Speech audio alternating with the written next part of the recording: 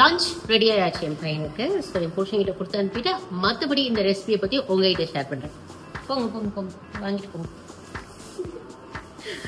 ஆக்சுவலாக பார்த்தீங்கன்னா இது ப்ரோட்டீன் கம்ப்ளீட்டாக பேக்டான ஒரு பாஸ்தா தாங்க. ஸோ இது வந்து பாஸ்தாவுமே வீட் மேடாக இருக்கும். அதே மாதிரி ஃபுல்லாகவே பன்னீர் வச்சு ஒரு சாஸ் ரெடி பண்ணி மைதா எதுவுமே யூஸ் பண்ணாமல் வேணுடைய பண்றாரு டிஸ்டர்ப் பண்ணோன்னு. ஆக்சுவலா மைதாலாம் யூஸ் பண்ணாம நல்ல ப்ரோட்டீனா பன்னீரை வச்சு ஒரு சாஸ் பேஸ் யூஸ் பண்ணி இந்த பாஸ்தாவை ஒயிட் பாஸ்தாவை நான் லஞ்சுக்கு கட்டி கொடுத்து அனுப்பியிருக்கேன். ஸோ கண்டிப்பா இது குழந்தைங்களுக்கு ரொம்ப பிடிக்கும் அண்ட் உடம்புக்குமே நல்லது. பாஸ்தா சாப்பிடணும் சீட் பண்ணணும்னு நினைக்கிறவங்க சீட்டே பண்ண வேணாம், இந்த மாதிரி பண்ணி பாருங்க, கண்டிப்பா சூப்பரா வரும். அண்ட் இதோட கன்சிஸ்டன்சி ஆஃப்டர் an hour பாத்தீங்களா எவ்வளவு க்ரீமியா, எவ்வளோ டெக்ஸ்டர் யம்மியா. நிஜமாவே யம்மியா இருக்குங்க. இதோட இன்கிரீடியன்ஸ் சொல்றேன், நோட் பண்ணிக்கோங்க. ஃபர்ஸ்ட் இந்த மாதிரி எனி டைப் ஆஃப் பாஸ்தா எடுத்து நல்ல சுடு தண்ணியில கொஞ்சம் உப்பும் அண்ட் கூட ஆலிவ் ஆயில் விட்டு நல்லா பாயில் பண்ணிக்கோங்க. சாஃப்ட் ஆகணும். இது ஆஸ் யூஷுவல் ப்ராசஸ் தான். நான் இது பார்த்தீங்கன்னா வீட் பாஸ்தான்னு சொல்லி வாங்கியிருக்கேன். So any type of pasta, maida இல்லாமல் நீங்கள் வேற எந்த ஒரு மில்லட் பாஸ்தாஸ் நிறைய கிடைக்குது. ஸோ அந்த மாதிரி பாஸ்தாஸை வாங்கி, இது ரெகுலர் ப்ராசஸ் தான். இதை நல்லா பாயில் பண்ணிக்கோங்க. கிட்டத்தட்ட 10 minutes ஆகுங்க இது பாயில் பண்ணி எடுத்து வச்சுக்கிறதுக்கு. ஸோ நீங்கள் எப்போ வேணால் சூடாக பண்ணணும். பாஸ்தா என்ன திக்காயிடும் இல்லையா? ஸோ சூடாக பண்ணும்போது இந்த மாதிரி முதலே பாயில் பண்ணி எடுத்து தனியாக எடுத்து வச்சுக்கலாம். ஸோ இது ரெடி ஆகட்டும், மூடி வச்சுக்கோங்க. ஸோ சட்டுன்னு ஆகும். அடுத்தது நம்ம சாஸ் இப்போ 4 பல்லு கார்லிக், அப்புறம் பன்னீர், ஆர்கானிக் பன்னீர் இப்பெல்லாம் கிடைக்குதுங்க. என் வீட்டு பக்கத்துல செந்தாங்கன்னு சொல்லிட்டு ஆர்கானிக் பன்னீர் தான் இது. 200 grams பன்னீர் அதை மிக்சியில போட்டுக்கோங்க. கூடவே ஒரு 4 வால்நட் இதை போட்டு என்ன பண்ணணும்னா ஃபுல்லா அரைச்சு எடுத்துக்கணும். ஃபர்ஸ்ட் தண்ணி விடாம அரைச்சுக்கோங்க, அப்புறம் கொஞ்சம் தண்ணி விட்டுக்கலாம்.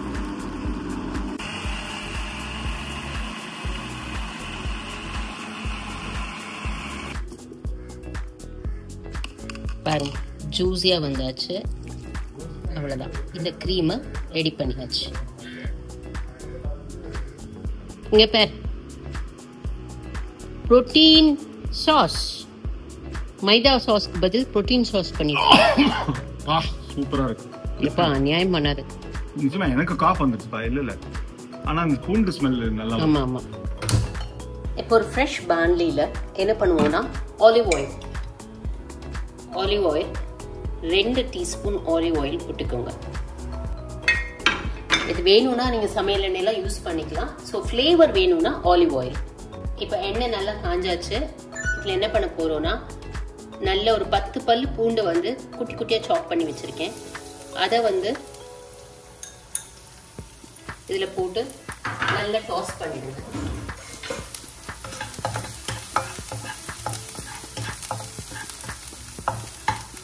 டாஸ் பண்ணும்போது என்ன பண்ணுங்கன்னா கூடவே உங்களுக்கு இனி சூப்பர் மார்க்கெட்ல கிடைக்கும் இந்த சீசனிங் அப்படின்னு சொல்லிட்டு. ஸோ அதை என்ன பண்ணுங்க, ஃபர்ஸ்ட் ஒரு பிஞ்ச் போட்டுக்கோங்க. கூடவே மிக்ஸ்ட் ஹர்ப்ஸ் கிடைக்கும், அது ஒரு ஸ்பூன் போட்டுக்கோங்க. இது எண்ணெயில ஏன் டாஸ் பண்றோம்னா அந்த ஹர்ப்ஸோட அந்த எசன்ஸ் எல்லாம் அந்த எண்ணெயில இறங்கும் போது டோட்டலா உங்களுக்கு அந்த க்ரீம்லயும் அந்த எசன்ஸ் அப்படியே இறங்கும். ஸோ இது வந்து நல்ல அந்த ஒரு மாதிரி ப்ரௌன் ஆயிடுச்சு பாருங்க. இப்ப என்ன பண்ணுங்கன்னா நம்ம அரைச்சு வச்சிருக்கிற இந்த பன்னீர் கிரேவி அவ்வளவுதான். இதை ஃபுல் அண்ட் ஃபுல் இதை நம்ம விட்டுற போறோம்.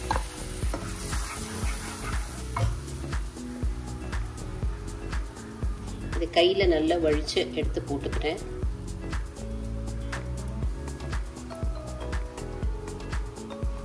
இது ஆக்சுவலா இப்போ நான் இது கூட ஒரு 1/2 டம்ளர், அதாவது 100 ml தண்ணியும் விட்டுக்கிறேன். ஏன்னா பாஸ்தா போடும்போது திக்காயிடக்கூடாது. இப்போ இதுக்கு தேவையான அளவு உப்பு, 1 ஸ்பூன் உப்பு, 1 ஸ்பூன் உப்பு போட்டிருக்கேன். 200 grams ஆஃப் இதுக்கு பன்னீருக்கு. இது நல்லா கொதிச்சிருச்சு. ஸோ இது கூட நம்ம என்ன பண்ண போறோம்னா ஒரு அதே 100 ml மில்க் விட போறோம். ஸோ நல்லா இதாகட்டும், பிளெண்ட் ஆகட்டும், வெயிட் பண்ணுங்க. இது எல்லாமே இந்த க்ரீமா ஒன்னா சேர்ந்து வரதுக்கு தான். இது நல்லா க்ரீம் ஆயிடும். ஆப்ஷனலா ஃப்ரெஷ் க்ரீம் போட்டுக்கலாம். ஆக்சுவலா இது ரொம்ப ஆப்ஷனலுங்க, தேவைன்னா போட்டுக்க வேண்டியதுதான். கொஞ்சமா தான் போட்டிருக்கேன் பாருங்க. அதுவுமே இந்த ஃப்ரெஷ் க்ரீம் போடும் போதே உங்களுக்கு வந்து இன்னும் கொஞ்சம் திக்காயிடும். ஸோ அதனால நீங்க ஃப்ரெஷ் க்ரீம் வேணா யூஸ் பண்ணலாம். ஃப்ரெஷ் க்ரீம் வேண்டானா கூட ஜென்ரலாவே இந்த பன்னீர் இது வந்து நல்ல பேஸ்ட் கன்சிஸ்டன்சில தான் வரும். ஸோ இதெல்லாமே நீங்க எவ்வளவு நேரத்துக்குள்ள நீங்க சர்வ் பண்றீங்கிறது தான் முக்கியம். நான் இப்போ டிஃபன் பாக்ஸுக்கு சர்வ் பண்றதுனால நான் வந்து கொஞ்சம் டைலூட்டடா பண்றேன். ஏன்னா இது பாத்தீங்கன்னா கொஞ்ச நேரம் கழிச்சு கொஞ்சம் இறுகிக்கும். அதனால ஸோ பாஸ்தா, வெந்த பாஸ்தாவை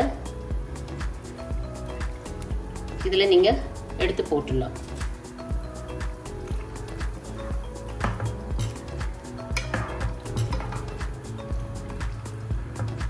பாருங்க, இப்பவும் வந்து இந்த க்ரீம் பாத்தீங்கன்னா கொஞ்சம் லேசா இதாயாச்சு, திக் கன்சிஸ்டன்சி வந்துருச்சு. அது நல்லா கொதி வர ஆரம்பிச்சாச்சு. ஸோ இந்த டைம்ல என்ன பண்ணோம்னா உங்களுக்கு காரத்துக்கு தேவையான பெப்பர் தூள் நான் அரைச்சி வச்சிருக்கேங்க. இது காடமன்னு போட்டிருக்கேன். ஆக்சுவலி பெப்பர் தூள் அரைச்சி வச்சிருக்கேன். ஸோ பிளாக் பெப்பர் தான் யூஸ் பண்றேன். காரத்துக்கு உங்களுக்கு எவ்வளோ தேவையோ ஜஸ்ட் நீங்க ஒரு 1/2 ஸ்பூன் அளவுக்கு போட்டாலே போதும். ரொம்ப காரம் நம்மளுக்கு வந்து பாஸ்தால வந்து எடுபடாது.